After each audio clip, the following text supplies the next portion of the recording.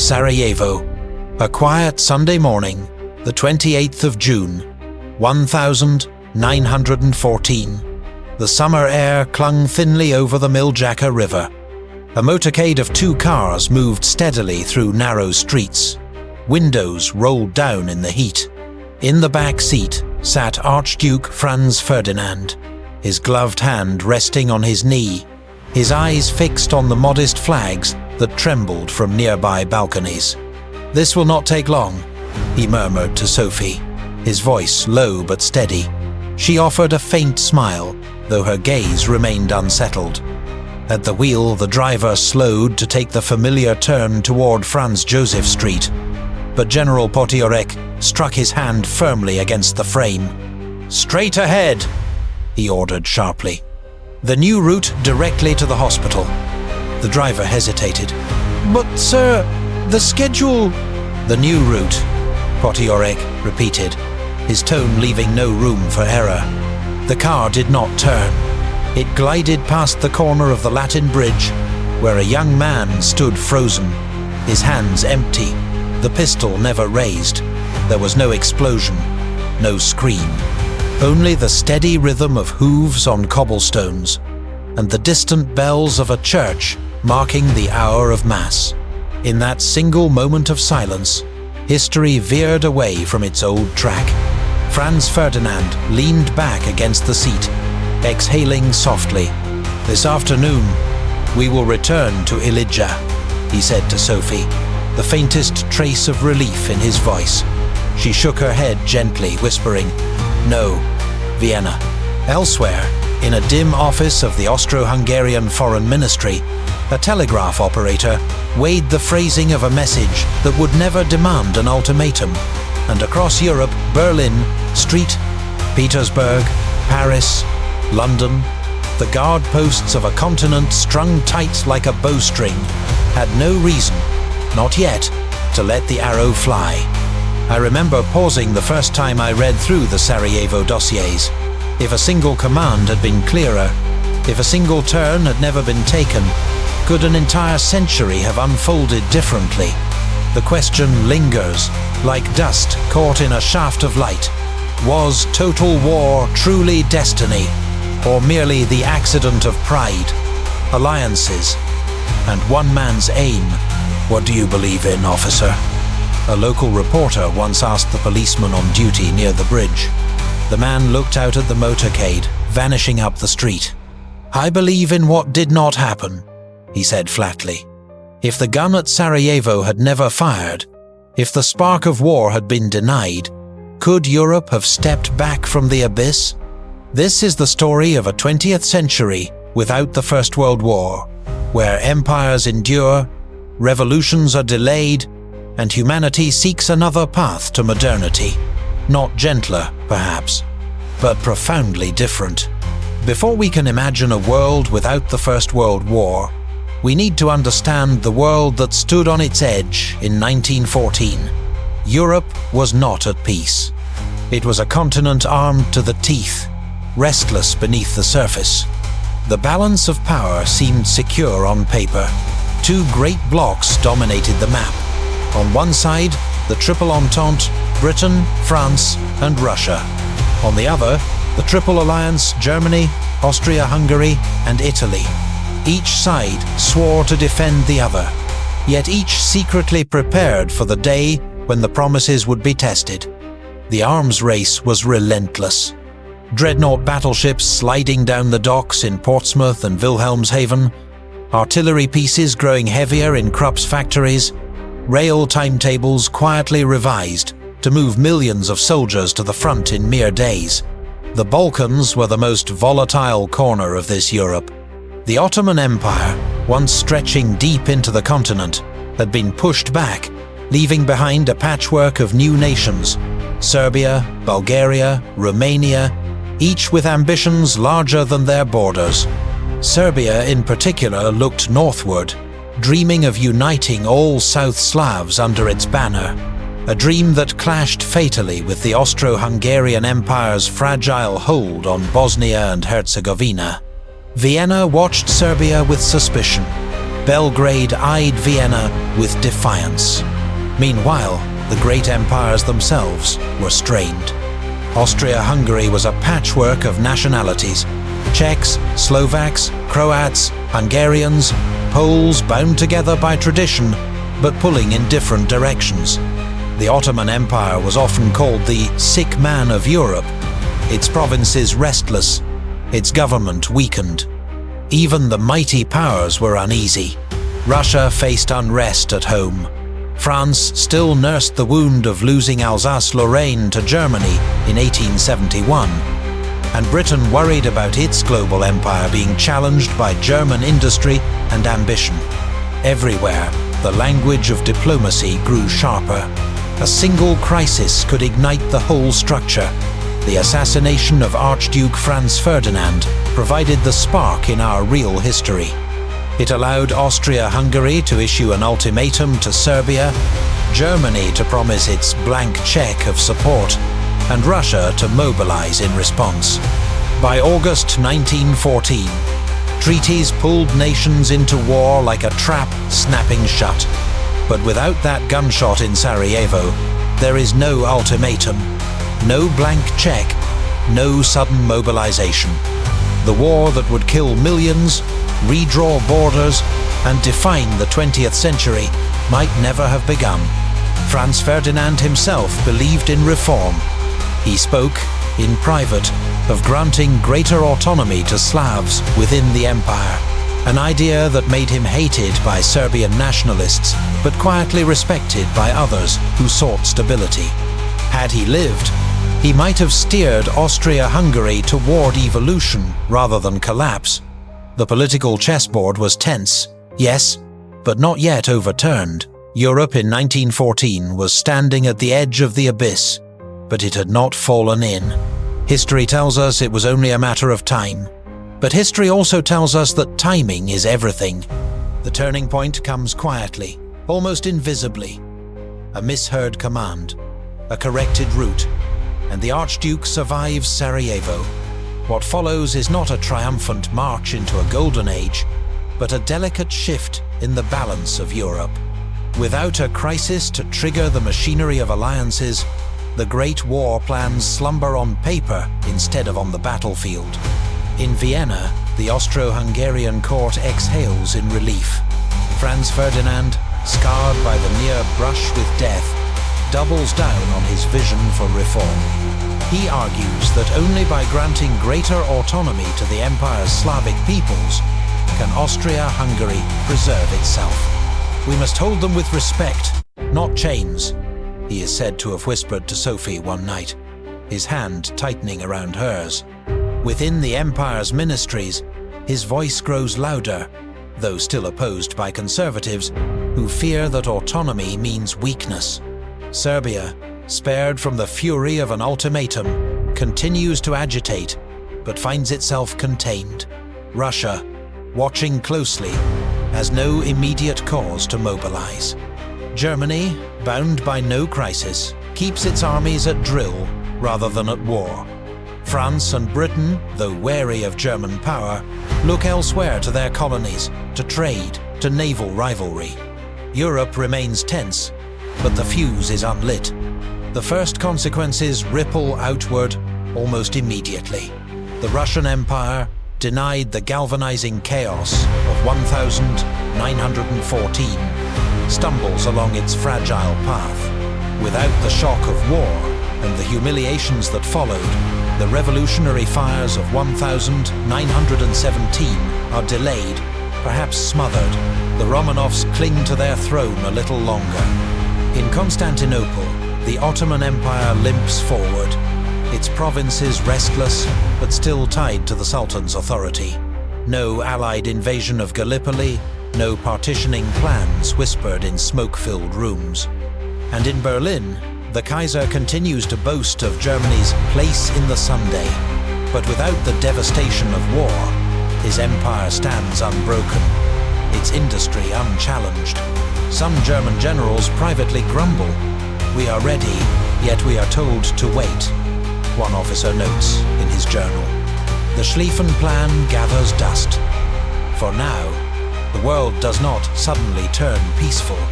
Tensions remain. But without the Great War to unleash them, they express themselves differently.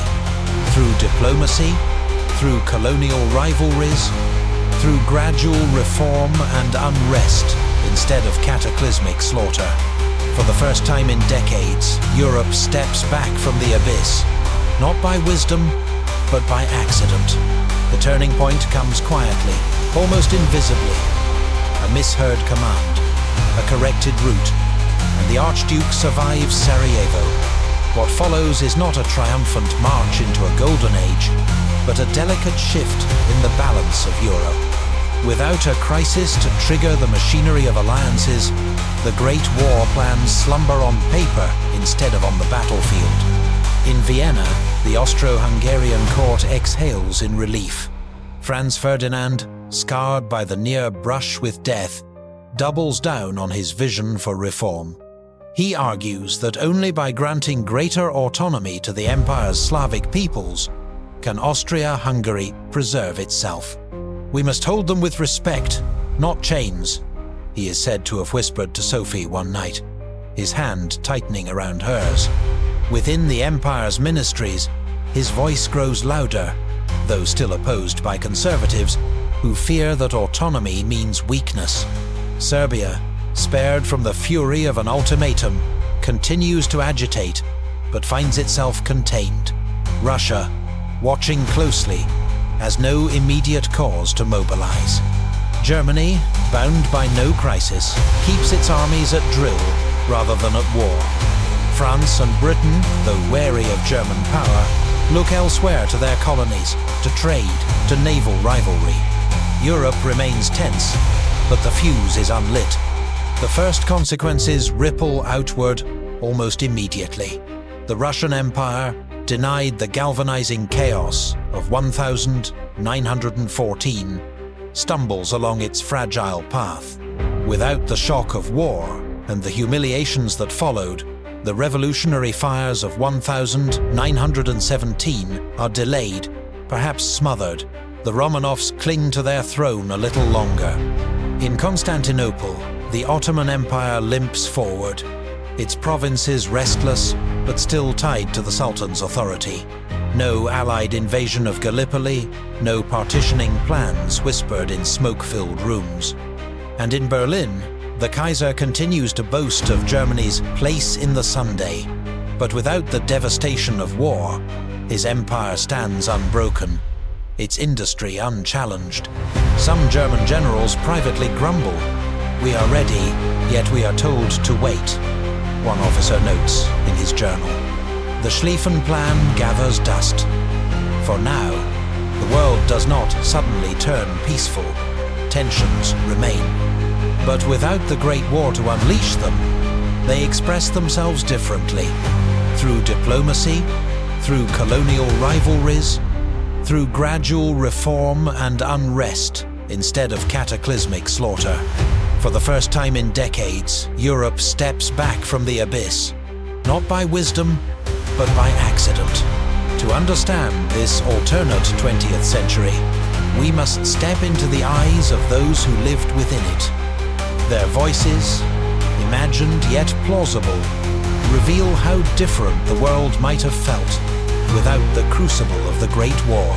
For the ordinary citizen of Vienna, the empire lingers on. The trams still rattle along the Ringstrasse, the Danube still divides the city, but life feels heavy with bureaucracy. A Czech shopkeeper in Prague writes in his journal, "They promise us a voice, but the empire's promises are paper. Still, better paper than blood." His words echo the cautious hope of many who, in our timeline, would have seen war and occupation. Here, they endure the slower frustration of compromise. In Berlin, the military elite grow restless. Officers who drilled endlessly for the war that never came feel cheated of their moment of glory. In a smoky tavern, a colonel mutters to a comrade, "We prepared for triumph, and they reward us with parades and speeches." Yet, to the average German worker, stability means prosperity.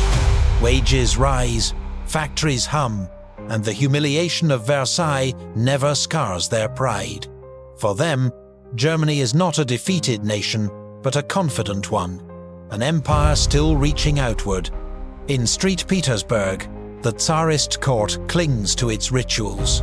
The palace glitters as always, but the city beyond grows restless. A student whispers to his friend, "The revolution will come. If not this year, then the next." Yet without war to fan the flames, the movement is fragmented, uncertain. The peasant in the countryside feels the same hunger, the same injustice, but without the pressure of military collapse. Rebellion remains a simmer, not a blaze. Across the Ottoman Empire, the view is mixed. In Damascus, Arab intellectuals meet in coffee houses, discussing reform, independence, or loyalty. If the empire had fallen in war, one remarks, we might already be free. But as long as Istanbul stands, we wait. In Anatolia, officials cling to the Sultan's decrees, aware that their empire is frail yet spared the surgical dismemberment that would have come at Allied hands. Beyond Europe, the colonial world also sees change, or rather, the absence of it.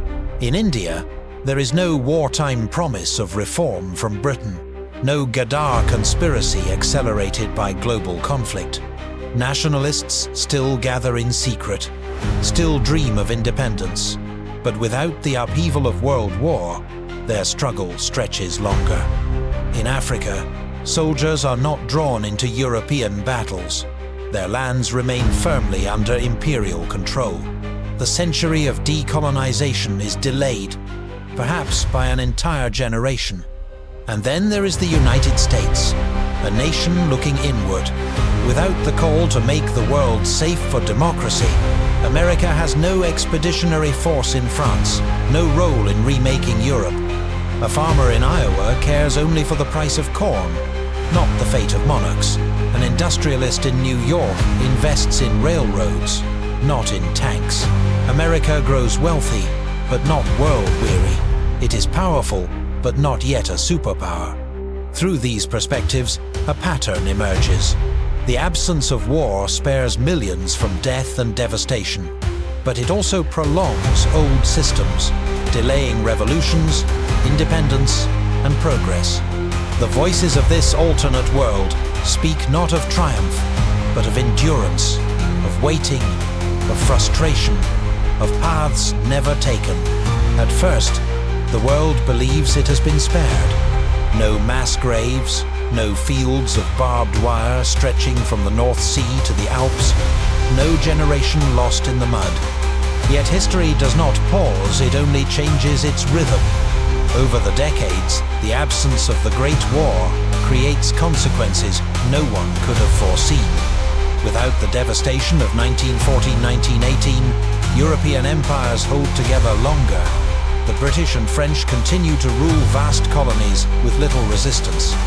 In our timeline, Indian soldiers returning from the Western Front carried with them both pride and disillusionment, fueling the independence struggle. Here, those sparks never ignite in the same way. The British Raj stands stronger into the mid-20th century. Across Africa, the map of colonial borders remains almost unchanged by 1940. For millions, liberation is not hastened, but postponed. In technology and science, the pace slows. War had once demanded rapid innovation. Tanks, aircraft, radio, even antibiotics like sulfur drugs advanced under the pressures of the battlefield. In this alternate timeline, progress unfolds more cautiously. Airplanes remain fragile machines of sport, not tools of war. Medicine advances through laboratories, not trenches. Nuclear physics lingers in academic journals, not in secret bunkers. By 1950, the world is less modern, less connected, less transformed by technology. Economics follows another path. The United States, never drawn into European conflict, does not emerge as a global financial leader. The dollar does not replace the pound as the world's reserve currency so quickly. Wall Street crashes still in 1929, but the shock remains more contained within America's borders. Europe weathers the Depression better, its empires providing a cushion of resources. The American century never arrives in full. The old capitals, London, Berlin, Vienna, Paris, remain the centers of gravity. Perhaps the most profound change lies in ideology. With no Treaty of Versailles, there is no embittered Germany humiliated into radicalism. Fascism as a mass movement struggles to find traction. Adolf Hitler remains a failed artist in Vienna, a voice lost in the cafes, not a dictator commanding armies. Without the Bolshevik Revolution, Marxist ideas circulate but never dominate half the globe. The 20th century is not the stage of fascism versus communism, but of monarchies adapting slowly, clumsily, to modern pressures. Yet, stability does not equal peace. Tensions shift into other forms. Colonial uprisings simmer longer, and when they erupt, they are bloodier. Minor wars break out in the Balkans, in the Middle East, in Asia, localized conflicts that never merge into a global conflagration, but still scar regions deeply. By 1960, the world feels oddly suspended between eras. Empires still standing, technologies lagging, revolutions deferred. A British historian in this timeline might remark, "We have avoided the catastrophe, but at the price of a century that has yet to be born. The world of 1960 is quieter, yes, but also stagnant. Its energy locked in old structures. Humanity has escaped one abyss, only to linger at the edge of another." History is shaped not only by empires, but also by the individuals who live within them. In this alternate world, where the First World War never happened, familiar names drift into unfamiliar fates, while lesser-known figures take on new significance. Archduke Franz Ferdinand becomes the cautious reformer. Surviving Sarajevo, he assumes a greater role as his uncle.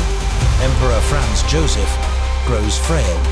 To many in Vienna, he is stiff, aloof, even unlikable. Yet among certain Slavic leaders, he is quietly respected. In a letter preserved in Prague, one Czech politician notes, "The Archduke is no friend, but he understands that our obedience must be earned, not demanded." Franz Ferdinand's legacy, in this timeline, is not of a dead heir, but of a weary monarch attempting to hold together a fragile empire by compromise, rather than bayonet. Adolf Hitler remains obscure. Without the humiliation of war and Versailles, there is no platform for his rhetoric, no mass of embittered veterans to rally behind him. In Vienna, he is remembered only as a painter of dark, rigid cityscapes, his canvases collecting dust in small galleries. One contemporary critic writes, "He paints buildings without people, as if he does not know how to imagine life. History never hears his voice beyond those dim rooms." Tsar Nicholas II endures longer on the Russian throne. Without the pressures of total war, his regime limps forward into the 1922, marked by repression and half-hearted reform. His daughter, Anastasia, grows into a symbol of continuity, a living reminder that the dynasty survived when so many predicted its fall. But beneath the glitter of court ceremonies, discontent still festers. Revolution has been delayed, not erased. Mustafa Kemal, in our reality the founder of modern Turkey, faces a different destiny. Without the Great War and the Allied invasion of Ottoman lands, there is no crucible to forge him as a national hero.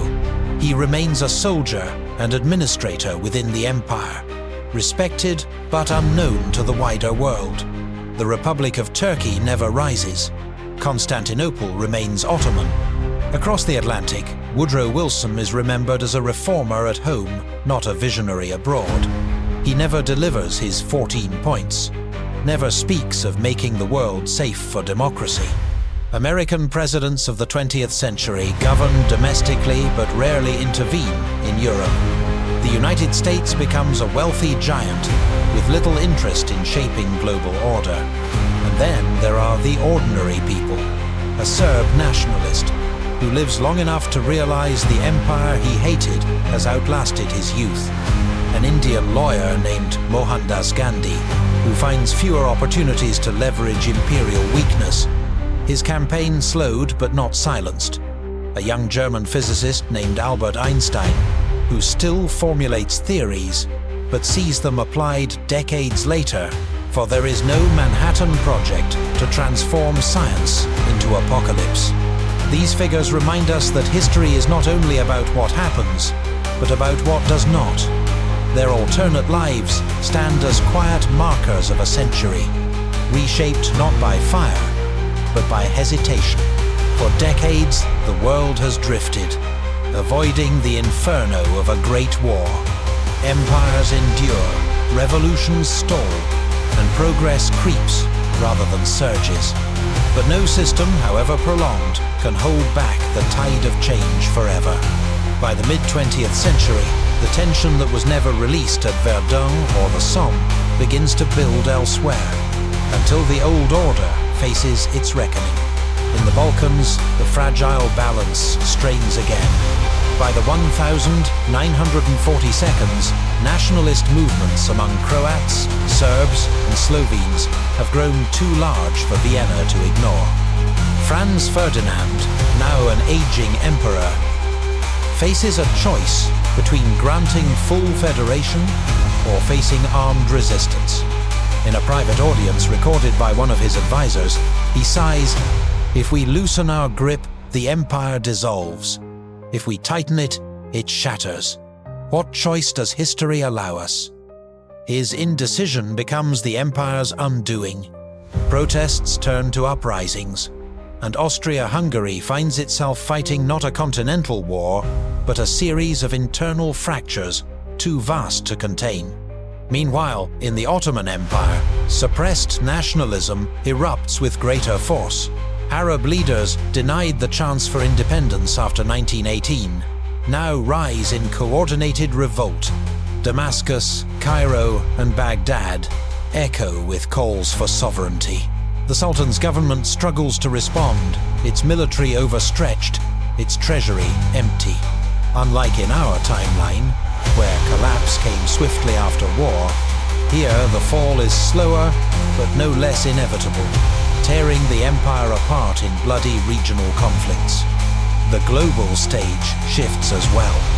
In Europe, Germany and Britain remain rivals, their naval race continuing into the 1942. Without a clear victor in a world war, their competition over colonies intensifies. Skirmishes break out in Africa and the Pacific, limited wars of empire rather than global cataclysm. Yet each conflict pulls resources, deepens resentment, and spreads instability. By the 1952, the cracks converge. Vienna burns with riots. Constantinople reels from rebellion. Berlin and London stare each other down across oceans. The 20th century, denied the explosion of two world wars, finds itself instead in a prolonged implosion of empires, each collapsing under its own weight. The climax is not a single great battle, but a rolling storm of smaller ones, a cascade of imperial breakups, civil wars, and nationalist triumphs that redraw the map in fire and blood. A British diplomat, watching the empire's colonies slip away, writes bitterly in his diary, "We thought we had spared the world the madness of 1914. Instead, we postponed it. And now the unraveling is everywhere. All at once, the long-avoided reckoning has arrived. Not with the thunder of trench artillery, but with the grinding collapse of centuries-old structures. The 20th century, quiet for so long, finally finds its violent release. By the latter half of the 20th century, the world that avoided the Great War has finally reshaped itself but in ways far different from our own timeline. Instead of two short, devastating conflicts, change arrives through decades of drawn-out disintegration. The end result is the same. The age of empires gives way to the age of nations. Yet the path to get there is slower, bloodier in some places, and strangely muted in others. Austro-Hungary does not collapse overnight. Instead, it unravels piece by piece. By the 1960 seconds, the empire is little more than Austria, Hungary, and a scattering of loyal provinces clinging to a ceremonial throne. Nationalism proves stronger than any reform. The dream of a Danubian federation dies quietly, replaced by a patchwork of independent states whose borders echo those drawn after 1,918 inches our world, only delayed by nearly half a century. The Ottoman Empire follows a similar trajectory. The Arab revolts of the mid-20th century, fiercer for having been delayed, finally break the Sultan's grip. Anatolia remains Ottoman for a time, but by the 1970 seconds, Turkey emerges as an independent republic, this time without Atatürk's guiding hand. Its reforms are slower, its path to modernity less decisive. The Middle East enters the late 20th century fragmented, shaped not by European mandates, but by internal struggles that leave the region unstable for generations. Russia, spared the Bolshevik Revolution of 1917, eventually faces its reckoning in the 1930 seconds. Economic stagnation, social unrest, and decades of autocratic misrule culminate in upheaval. But the revolution comes later, less ideologically sharp, more chaotic. Without Lenin or the structures of the early Soviet Union, Russia fractures into competing republics before eventually recoalescing under a new nationalist government. The Cold War as we know it never materializes. The ideological struggle of the century is not communism versus capitalism, but nationalism versus imperial legacy. Germany remains intact, its monarchy enduring until the mid-century. Industrial power makes it formidable, but colonial rivalry and domestic unrest eventually force liberal reforms. Berlin becomes the center of a strong democratic Germany by the 1970 seconds. Not because of defeat, but because of pressure from within. And the United States? Without the defining call of two world wars, America never fully claims the mantle of global superpower. It remains wealthy, innovative, and influential, but more regional in outlook. Europe does not look across the Atlantic for salvation. It continues to wrestle with its own burdens long after the age of empires has crumbled. The long-term aftermath of this alternate century is a world less polarized, less technologically advanced, but also less unified. Without the crucible of two world wars, there is no United Nations, no NATO, no Bretton Woods system to bind nations together. International cooperation exists, but it is fragile, inconsistent. By the year 2000, humanity has avoided the mushroom clouds of Hiroshima and Nagasaki, but it has also failed to build the global institutions that shaped our real world.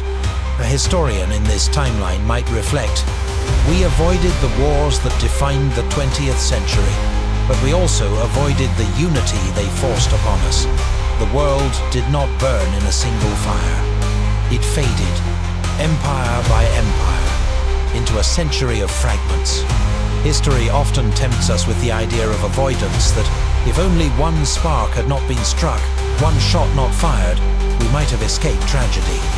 In imagining a 20th century without the First World War, it is easy to picture a world spared of trenches, of mass graves, of shattered cities. Yet the deeper truth is more complicated.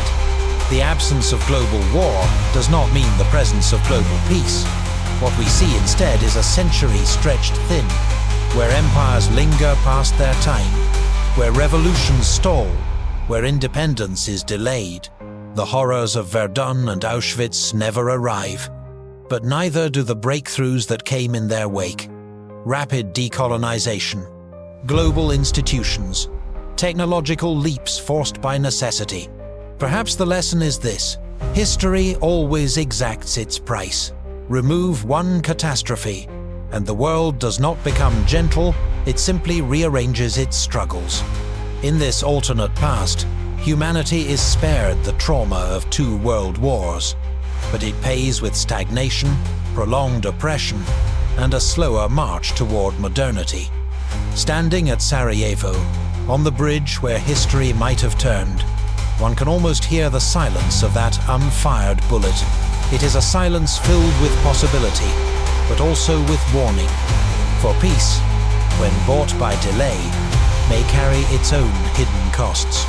And so we end not with certainty, but with a question. Is it better to endure 1 century of violent rupture, or a century of slow decay? Perhaps the true weight of the First World War is not only in what it destroyed, but in what it forced the world to become. Thank you for journeying with me through this alternate path of history. A world where the Great War never came, and the 20th century unfolded in shadows and delays rather than firestorms. If this story made you wonder how fragile our timeline truly is, then you felt the purpose of History Rewritten, to remind us that every event, every decision, every silence has the power to shape the world we inherit. If you enjoyed this exploration, don't let the story end here. Subscribe to the channel, share your thoughts in the comments, and tell me what other moments in history you'd like to see rewritten. Was avoiding the First World War truly a blessing? Or was it simply exchanging one set of tragedies for another? Your perspective matters. It shapes where our next journey will go. And remember, history is not just what happened. It is also what almost happened, and what could have been. This is History Rewritten.